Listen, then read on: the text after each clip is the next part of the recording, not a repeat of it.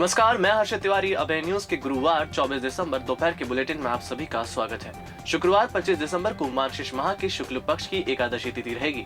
इसी दिन 1974 में पहली बार वैज्ञानिकों ने फेरॉन गैस से ओजोन की परत को नुकसान होने की जानकारी दी थी। 25 दिसंबर को ईसाई त्योहार क्रिसमस भी है, जो कि ईसा मसीह के जन्म के यादगार के तौर पर मनाया जाता है। इसी दिन 1977 में दुनिया के मशहूर अभिनेता चार्ली चैपलिन का निधन हुआ था। आइए अब चलते हैं उज्जैन जिले की खास खबरों की ओर।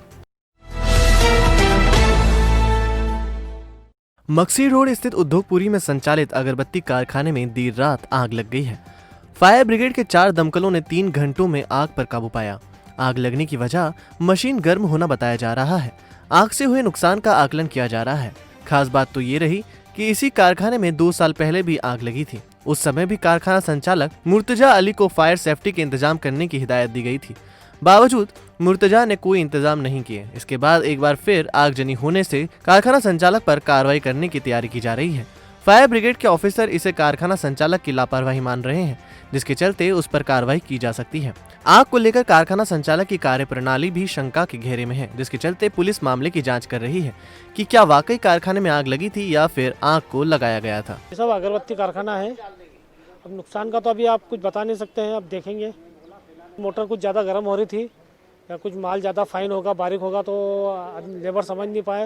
उन्होंने मशीन तो बंद कर दी, लेकिन जब वो बोरा खोला तो आग की लपटें बाहर आ गए। वो इस तरीके से ज़रा घबरा गए और कंट्रोल नहीं हो पाई। करीबन रात में 1 बजे हमें आग की सूचना मिली थी। उद्योगपुरी में ये इनका जो बुरादा बनाने का कारखाना है, इसमें 2-3 साल पहले भी लग चुकी थी और इनको बताया गया था कि ये फायर का इंतजाम कर लें, एक टैंक बना लें, पंप रख लें, हॉस पाइप लगा लें, जिसमें यदि आग लगती है तो ये खुद बुझा सकें।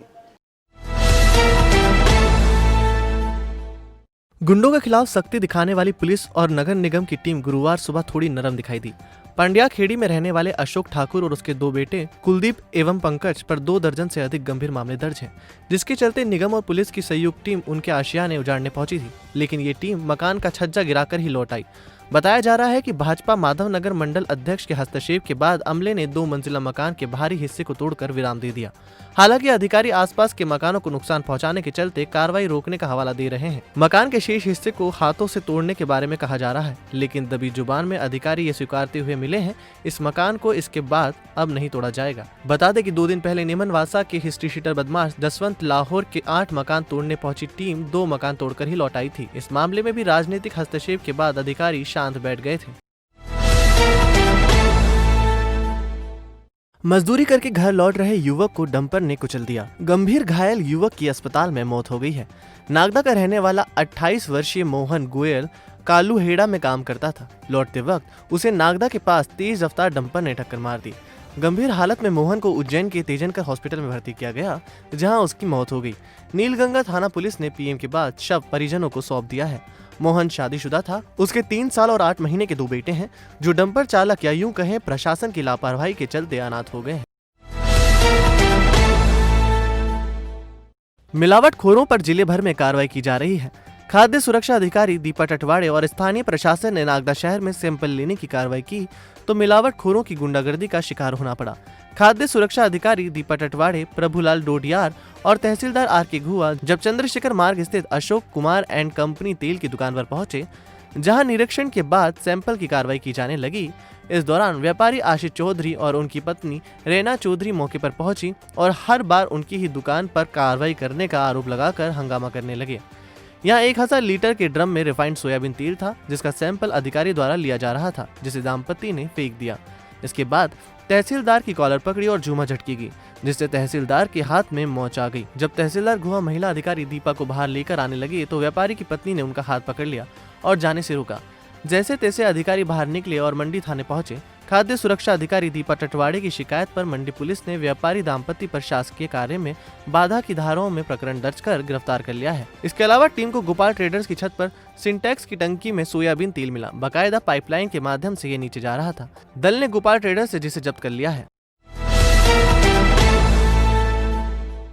खासरोद नागदा रोड स्थित शासकीय सर्वे नंबर 486 भूमि पर अवैध अतिक्रमण कर अवैध कॉलोनी काटने के मामले में राजस्व विभाग 4 साल बीत जाने के बाद भी कोई नतीजे पर नहीं पहुंचा है। प्रशासनिक अमला जमीन को खोजने में पूरी तरह नाकाम रहा। तहसीलदार मधु नायक के आदेश के बाद 486 की भूमि का सीमांकन 2 नवंबर को किया जा चुका है, लेकिन रिपोर्ट तहसीलदार के समक्ष पेश नहीं हो पाई है। वहीं राजस्व निरीक्षक का कहना है कि हमने रिपोर्ट बनाकर प्रस्तुत की थी, लेकिन रिपोर्ट लौटा दी गई। एसडीएम पुरुषोत्तम कुमार की फटकार के बाद राजस्व विभाग की टीम एक बार फिर सर्वे नंबर 486 पर जांच करने पहुंची, लेकिन टीम कोई निष्कर्ष तक नहीं पहुंची है। टीम के सदस्यों से मिली जानकारी के अनुसार इस जमीन पर बटांकन किया गया है। किसने किया, कब किया, यह स्पष्ट नहीं किया गया है। गौरतलब है कि नागदा रोड पर सर्वे 486 स्थित शासकीय 16 बीघा के टुकड़े टुकड़े कर भूमाफियाओं ने ठिकाने लगाकर करोड़ रुपए की आय अर्जित कर दुकान, मकान सहित कॉलोनियां काट दी हैं।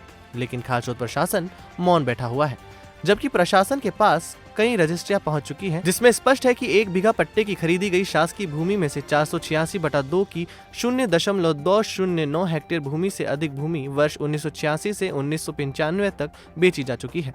पुख्ता प्रमाण है कि भूमाफिया द्वारा सर्वे नंबर 487, 488, 486/2 पर भूमाफियाओं द्वारा बकायदा खाचरोद एसडीएम न्यायालय से वर्ष 1986 में अपने पक्ष में डायवर्जन भी कराया जा चुका है। डायवर्जन के दिए निर्देशों के विपरीत जाकर भूमाफिया द्वारा उक्त सर्वे नंबरों पर अवैध कॉलोनी काट दी गई है। भूमाफिया प्रदीप कुमार महेश्वरी, पुरुषोत्तम कुमार महेश्वरी ने वर्ष 2012 के बाद सांठगांठ करते हुए शासकीय भूमि के नक्शे में हेराफेरी कर अपने पक्ष में बटांकन करवाया था, जिसे तत्कालीन एसडीएम गोपाल वर्मा ने निरस्त करने का आदेश पारित किया था। बावजूद खाचरोद राजस्व विभाग इस मामले में कार्रवाई करने की जगह इस मामले को टालने में लगा हुआ है। सीमांकन रिपोर्ट हमने 4 तारीख बाद बना ली थी और तहसीलदार मैडम को प्रस्तुत कर दी गई थी। उसके बाद उन्होंने स्पष्ट निराकरण नहीं हो रहा है यूँ करके वापस उन्होंने कर दी थी। अभी जो जांच हुई है उसमें यहाँ पर कॉलोनी कट चुकी है और नवीन निर्माण भी हुआ है।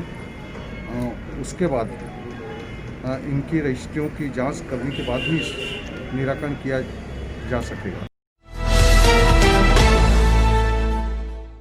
महिदपुर में नालों की सफाई नहीं होने की वजह से जाम की स्थिति बनी हुई है।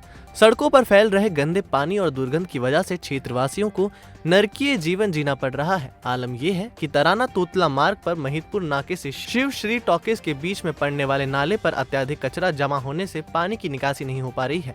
यह मार्ग महिदपुर नाके, पुराने पेट्रोल पंप, थाना परिसर तक मुख्य मार्ग में आता है, लेकिन निकासी नहीं होने की वजह से सड़कों पर फैल रहे गंदे पानी की वजह से दिन भर ट्रैफिक जाम की स्थिति बनी रहती है, जिससे रहवासियों में आक्रोश है। कई बार नगर परिषद के कर्मचारी को सूचित करने के बावजूद भी ना तो यहाँ से कचरा निकाला जाता है, ना ही इस ओर ध्यान दिया जाता है। संबंधित कर्मचारी को फोन लगाकर भी सूचित किया गया, परंतु इस और उनका कोई ध्यान नहीं है। रहवासियों का आरोप है कि क्षेत्र में सप्ताह में केवल 1 बार झाड़ू लगाने वाले आते हैं। इसके अलावा कचरा रोड पर ही पड़ा रहता है, जिससे वह फैलता जाता है। ये है कि अभी जैसे मशीन से करवाना अपने जानकारी नहीं है, उसके बाद भी अपन करवाना जी। 2 दिन का अंदर करा अभियान चलाया जाएगा। हाँ, जैसे पूरा जी करवाना।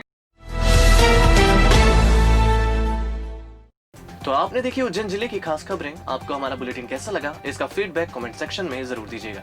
कल फिर मिलेंगे नए बुलेटिन के साथ। नमस्कार।